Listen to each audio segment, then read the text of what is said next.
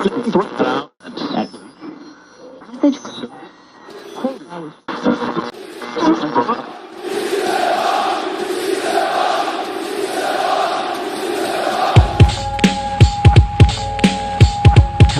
is Matt. Jose. Mark.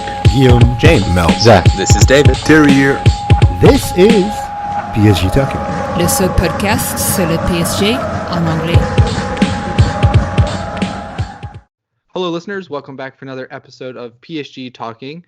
I'm your host, Ed, and joining me today is PSG Talk contributor Pola Henderson. She is located in Paris, and we have her here to talk about what life is like in Paris during the coronavirus pandemic, and we're going to talk with her a little bit about football and maybe even a little bit of what to watch on Netflix if you're a football fan. So first, Pola, how are you doing? Hi guys, welcome. I'm doing okay, all things considered. Well, great. Well, we've been trying to get this podcast scheduled for a little while, but it's been a little bit crazy. I've got a house full of people and it's loud and it's not always conducive for podcasting, but everyone's quiet for now. But if you hear a baby screaming in the background, I apologize. And I swear it's not me. Yeah, exactly. So I'm just pulling up the latest map here, and France has been one of the hardest hit countries by the coronavirus. To date, there's been more than 50,000 confirmed cases and 3,500 deaths just in France alone. Here where I'm based in the United States, and you also have spent some time in Chicago, the U.S. has been the hardest hit country. We have more than 190,000 confirmed cases. But this is a PSG podcast. So we want to talk about what life is like in France. We've seen several PSG players have left Paris. Thiago Silva, Edinson Cavani, and Neymar all went back to South America. I believe Mitchell Bakker went back to the Netherlands, and Keylor Navas went to Costa Rica. And just recently, and I do want to get your thoughts on this, Mauro Icardi and his family went to back to northern Italy, which is kind of the epicenter of the virus outbreak in Italy. So they have fled the city, but you remain. So just kind of walk us through what life is like, what you are allowed to do, what you're not allowed to do, and just kind of a bustling city like Paris, what it's like. You know, you look outside your window and it's just completely quiet. Yeah, well, first let me tell you that just like PSG players, I was able to get away, but before the lockdown started, before everything started to get out of control, because I think this is how it can be described right now. The virus is out of control, hence the lockdown. So actually last month was my birthday month. I was able to go to the French island of Martinique in the Caribbean, and that was before they had any cases of the coronavirus. So for 2 weeks, I was living blissfully away from everything, going on hikes, going to the beach, and of course, watching PSG beat Dortmund in the Champions League. So that was like, that great moment of freedom and happiness. And then I came back, and the day after, France announced the lockdown for 2 weeks. So I came back on March 16th, and I went shopping for food without hoarding toilet paper, but I got enough to get by for a while. And the next day, the lockdown started. It was at first announced until the end of March, so yesterday. But in the meantime, it was actually extended through April 15th. But from what I've heard in different circles, that's not the end. It's not going to be April 15th. It's probably going to be a lot longer than that, not surprisingly. So, it's not easy for anyone right now, anywhere in the world, if you talk to people. France is, like you said, one of those countries with the highest number of cases. And not to scare anybody, but I think we need to really take this seriously. So I've been doing just that ever since coming back. So since March 16th, 2 weeks and counting, I've been out one time to do more grocery shopping. And the thing is, France is big on paperwork, so this is no exception. There's a government website that has a form, attestation de déplacement. So this is a form that we need to have with us, filled out and signed if we want to go out, and we have to mark what reason we have for being outside. And the form has been changed already, edited one time. But generally, we can go out to go for essentials. We can go shopping, we can go to a pharmacy, see a doctor. If we have some kind of jury duty or something like this, or if we need to take care of people in need, or if we have to go to work, of course, because not all professions allow for remote work. Luckily, mine does. But there are, I think, 8 reasons why we can be out. And one of them is actually what's called the individual physical activity. So you can go for a jog or a power walk, but you better be dressed accordingly. It cannot just be like walking around being the flâneur in Paris. No, that's not going to happen. And this form is pretty strict. It cannot be on the phone. You have to put in your name, your address, where you were born, the time you're leaving your apartment or your house, because you cannot really be out for more than an hour at a time. And if you're doing any kind of activity, it cannot be farther than 1 kilometer from your house.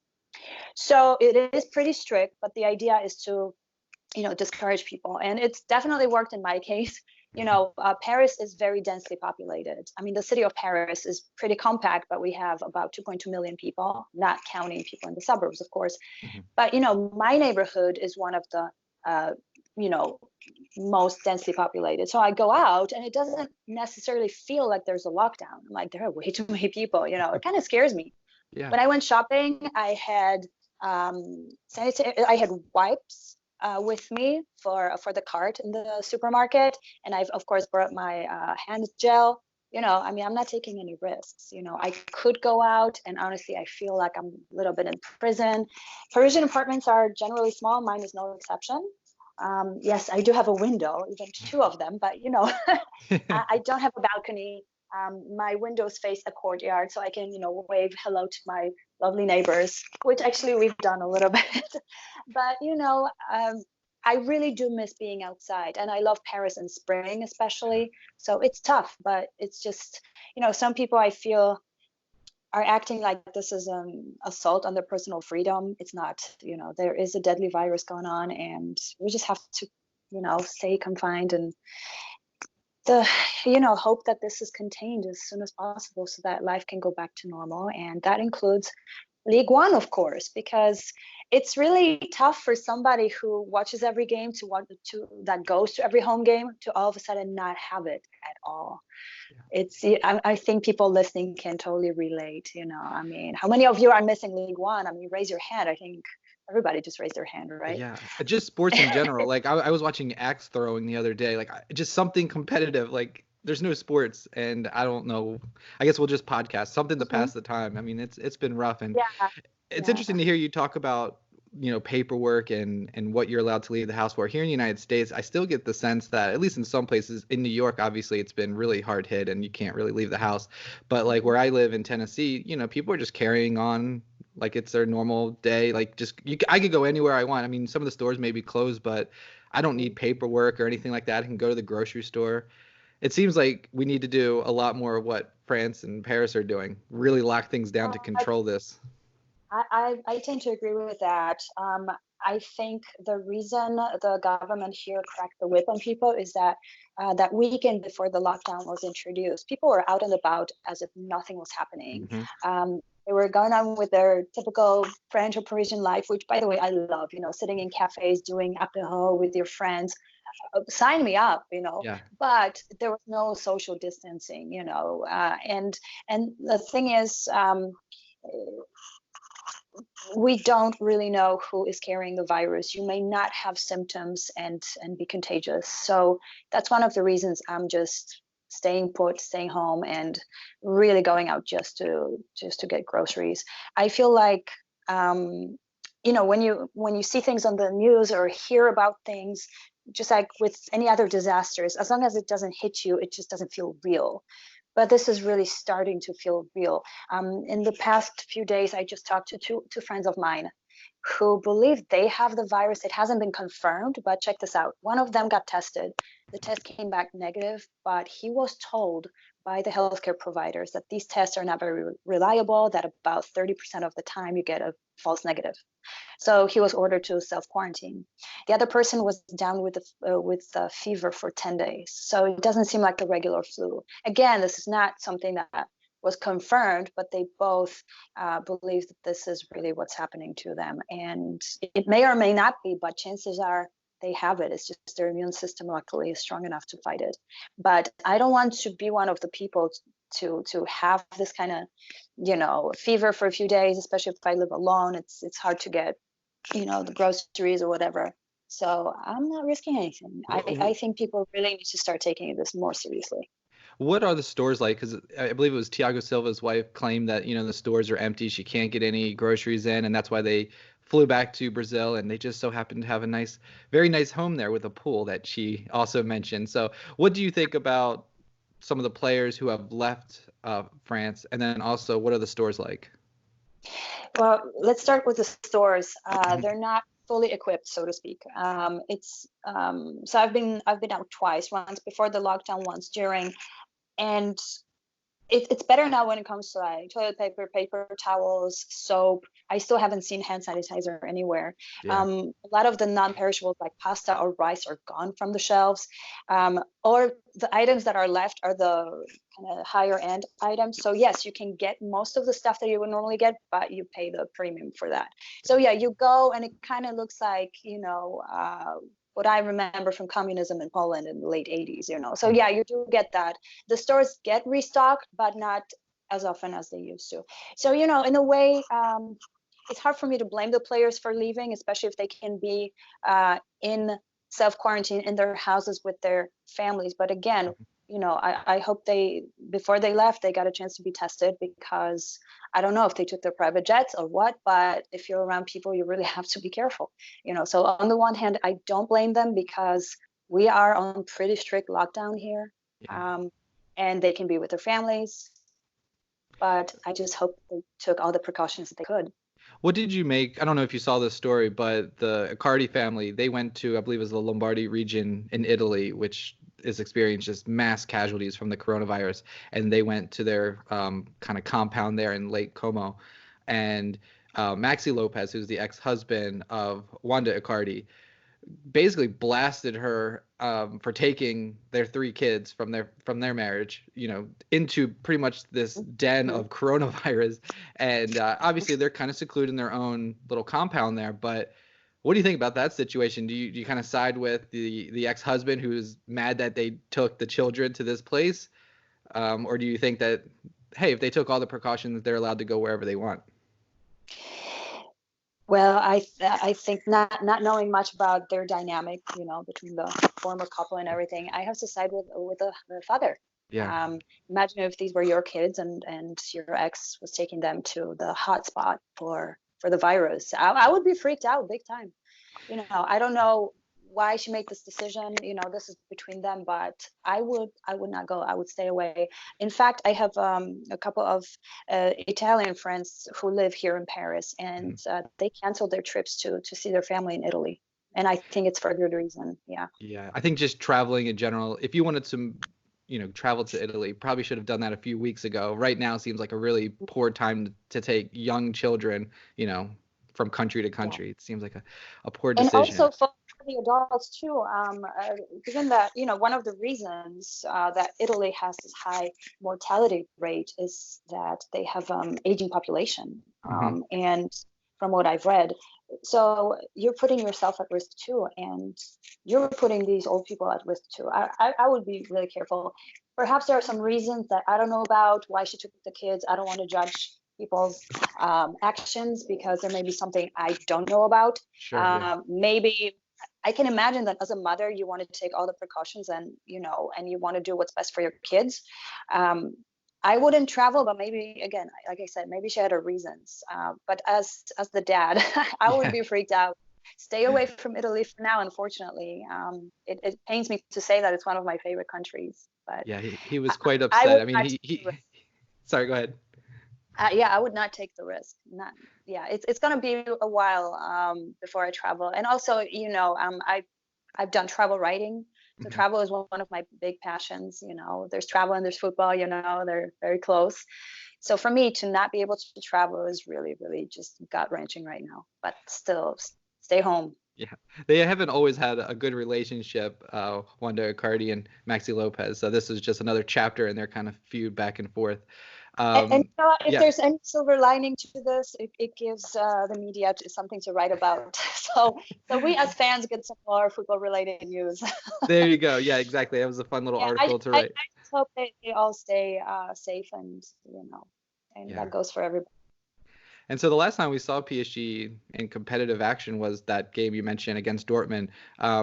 A couple quick thoughts from you on that match, and then the bigger picture is, I think it came out today that the Champions League is being postponed indefinitely. There's no date set. I think they said they would like to finish it, but no one really knows if it's going to resume. No one knows about Ligue and whether that will resume.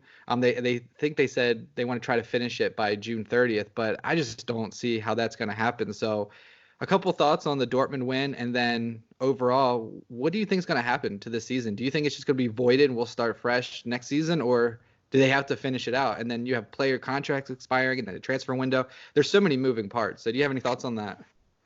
Wow, I don't envy the executives of League One and all the different teams right now. They have decisions. I think, like I said before, the lockdown in France will be extended.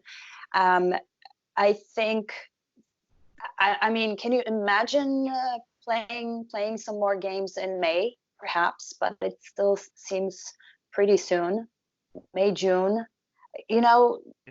I think because the league is losing so much money, I think they're going to try, but I just don't see this being very likely. I think they might just fold the season, which is not bad for PSG right now. Yeah. But right, yeah, I think right now it's hard to tell. I'm thinking no, just because I'm assuming that this is going to go on for more than several weeks. It's of course a bummer for all of us here. I just auto renewed my tickets, so it's kind of sad, to see that email, hey, renew your tickets. Yeah, when am I going to see the guys play? By the way, the monthly payments, if you're on a payment plan right now with PSG, so far they're postponed, so they're not taking money from my account. So that was pretty cool. So I guess I want to say I will not be surprised at all if Ligue 1 just finishes as is, and what can you do about Champions League? That match in Dortmund, honestly, I went into it expecting the worst. I don't believe in curses in sports and anything like this.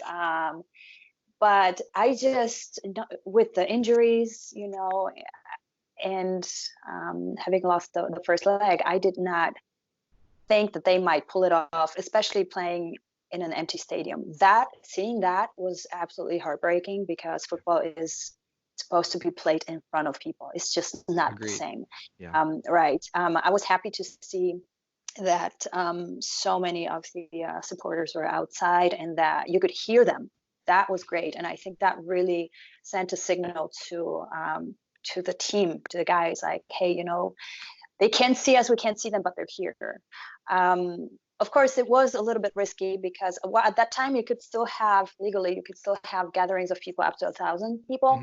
They changed that after that, and for what I was told, the mayor unfortunately did not allow for big screens outside. For the fans, so they had to somehow watch. They were watching on their phones, like they had the phone kind of propped up. They were cheering and everything. I mean, it was really like the scenes afterwards were phenomenal. Like Angel Di Maria with his shirt off and the fans down below with the flares. I mean, it just gives you chills watching it. I mean, just the images from that night will just live on forever. It was really a special night. They were. I mean, it was such a thing of beauty seeing that, and the flares, come on. I mean, honestly, who doesn't like to see that? Yes. it was great, and just the fact that the players just went out there to connect with the ultras, with the supporters, that's what it's about, and it was such a big moment, having lost in, trust me, I love Spanish, but my least favorite word in it is remontada. If I ever hear that word again, I'll scream. So I'm gonna bleep that out. Yeah, the R word. Yeah. So it really felt like a special night. It really did. I was watching this actually on a beach in Martinique. Oh, nice. No big deal. and it was just like, it was sunny, and all of a sudden it started raining a little bit, but there was a double rainbow. I was like, okay, if a double rainbow doesn't say PSG is going to win this game, I don't know what will. Yeah. Well, if the competition never starts up again, you have to go back to Martinique, because that's, good luck now. So unfortunately, you have to go back to the beach. Oh, wow. I don't know how I'm going to handle that, but you got to do what you got to do, right? For the team. Yeah. So just going back to that game, I was not happy with some of the behaviors on the pitch by Dortmund, and there have been some sanctions, so not surprising. One thing that really bums me out is Di Maria. He's going to miss the next game, right? Yeah, because he picked up a yellow during the fight towards the end, so he will be suspended for the first. Yeah, in the quarterfinals. And I get it, emotions run high and all that, but it was like the worst possible moment. He was already on the bench. Like, chill out. It's not worth it. At this time, it's not worth it. And I think if Champions League resumes, we're gonna really miss him in that next match. So to me, that's it was great. Yes, it was a victory. We finally went farther than before, but all of a sudden it's like, oh shit, Yeah. I know, 100%. I mean, we do have Pablo Sarabia, and he could probably step in and do a good job. But Di Maria has been really spectacular form this season. It does seem, I kind of agree with you that there's so many more games that need to be played in Ligue 1 that the season doesn't look like it'll be finished. But then you wonder, well, what about relegation and promotion and qualification to Champions League and Europa League next season? It is just a mess. So if they do void it, I don't know how do they just freeze the table where it is and sorry about your luck and move on? Or I don't know what they would do, but it seems like the Champions League is the tournament, because there are fewer games that you need to play. Seems like that may be able to be completed this summer. So maybe that's what they're thinking. Yeah, I feel like that's the likely scenario. League One will stop where it's at now. Champions League, I think because of the scale of it and the money involved in it, advertising rights, imagine all that. From the sales and marketing perspective, the executives there are not having a lot of sleep, I don't think. So I think there's a chance that they're going to at least try to do everything they can to still hold it. It could be empty stadiums. They could make some arrangements. Yeah, I agree with you. It's a very likely scenario. I mean, maybe even play the games in a country that maybe hasn't been as hard hit. I know Africa hasn't been that impacted by the coronavirus. South Africa hosted the World Cup. There's plenty of stadiums there. I don't know. Maybe they're looking at potential of just leaving the continent of Europe altogether to finish out these games. Which it would be really disappointing, because I really felt like with Liverpool going out and several other big clubs going out, that this could really be PSG's year to win the cup. But, right. And then, they just continue to be cursed. Yeah. Again, I don't like curses, but you know what? Maybe I'll be a believer after this, because come on. Yeah, it's so frustrating, but hopefully we can. Obviously, everyone's health is most important, but hopefully we can get these games, because it would just be so uplifting as everyone's dealing with this to be able to come together, like we saw in the scenes after the Dortmund match, to come together and be able to watch these games and support our team. I think it would really lift up everyone's spirits, because I don't know about you, but for the last month I've just been really down. Just seeing all the heartbreak and people losing their jobs and everything, it's really terrible. And hopefully we can have a little bit of a bright spot in some football matches coming up here shortly. Yeah, for sure. I mean, I've been going through major football withdrawals. It's not good. It's not good. Well, everyone is in their house, obviously, and there's no football to watch. But you were telling me that there's something on Netflix that you've been watching that you wanted to share that maybe other PSG fans and football fans may enjoy. So you want to talk about that a little bit? Yeah, sure. And this was actually recommended to me by another PSG supporter. The show is called The English Game. And I binge watched it this week because it just came out a few days ago. Um, this is a mini series with 6 episodes, and it takes place in the late 19th century in England and Scotland, when at a time when football was an amateur game for the aristocracy, for students and graduates of some of the best schools like Eton College, and at that time um, there was more and more interest in the game among the working class, for example, mill workers. And this is exactly what the series focuses on. It was created by the same guy who had created Downton Abbey. So if that's not your thing, I'm afraid you're going to see a lot of that in here too. It's like Downton Abbey meets football. So yes, you're going to have some family drama, and you're going to have some of the fancy dinners and the upstairs, downstairs kind of social class divisions. But on the level of football, and since there's nothing we can watch unless we want to watch old YouTube videos or old matches, which, by the way, the PSG TV is free at the moment, right? Yes, yeah. Right. So that's a cool thing. But if you're still hungry for football, go ahead and watch it, because Julian Fellows, the creator, he's known for historical accuracy. He wants to make sure that he portrays things the way they were. Of course, there was a little bit of creative license. Yeah, of course. But the two characters are real, and most of their story is real. So the idea here is you're going to see how this game started changing once you had more people interested in it. So at first, it was a no-no to pay to play. This was illegal, and you could be totally disqualified from the FA Cup for that. But that started happening, of course.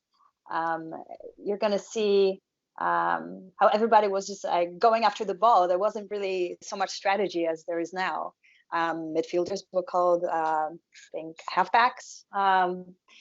So it's fun to see from that standpoint of like how strategy was evolving, how the rules of the game were evolving, and how it was funny that you had guys from one team who were also on the board of directors of the FA of the Football Association making decisions. Like Nasser on the board, some board at UEFA or something like that. Yeah, what could some things never change.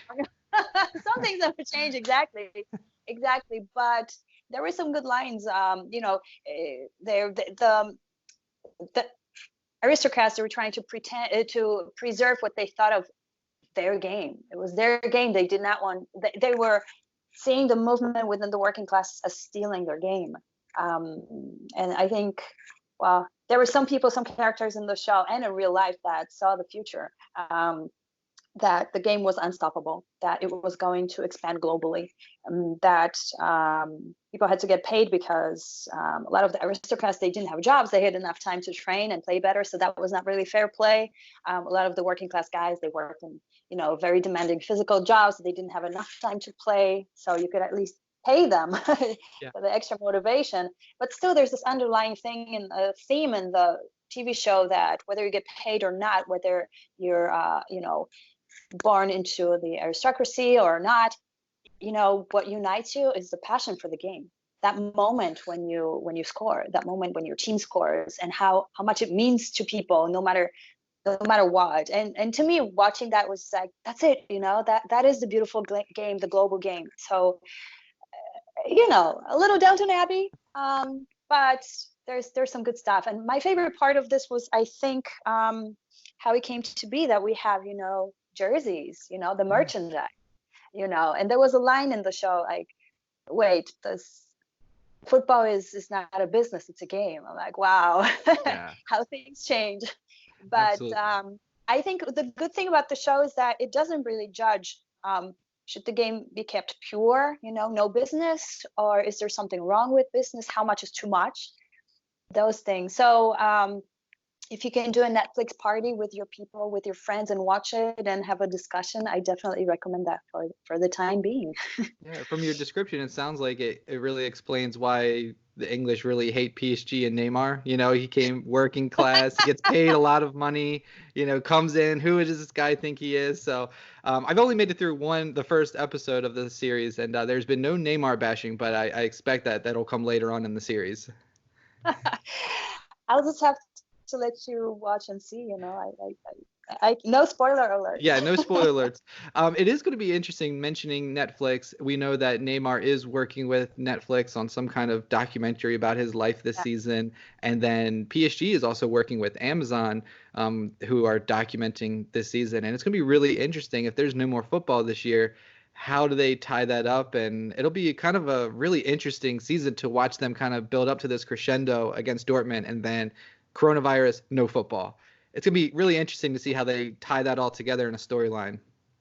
Yeah.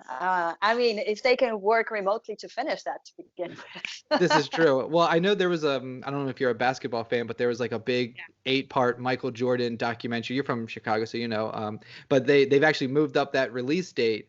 So I was wondering if they would do that with the PSG documentary, maybe move it up so we can maybe hurry up and edit so we can have something to watch, because we're all starting to go a little crazy here without football. About basketball, I actually played on a team for 5 years, so I was a big basketball fan. Of course, I grew up idolizing the Chicago Bulls, so I heard the news about The Last Dance, the documentary of Michael Jordan. Cannot wait. I think it's coming out April 19th, if I'm not mistaken. But the PSG one, that would be great. Hurry up. Yes, we'll something to watch. But the English game sounds great, so we'll take that. We'll take whatever we can get at this point. Well, Paula, we only wanted to keep you for about 30 minutes here, and we just went over that time. So I just wanted to thank you so much for chiming in and letting us know what life is like in Paris, and sharing your thoughts on football, the little bit that we have to talk about, and sharing the Netflix recommendation. Really appreciate your time, and please be safe there in Paris, and check in, and hopefully this will be all over soon. But if not, we'll have to catch up with you again and get an update. Yeah, everybody, you know, stay watching whatever you can, stay healthy, and thanks so much for having me over again. This was my second podcast. So, and as always, à la Paris.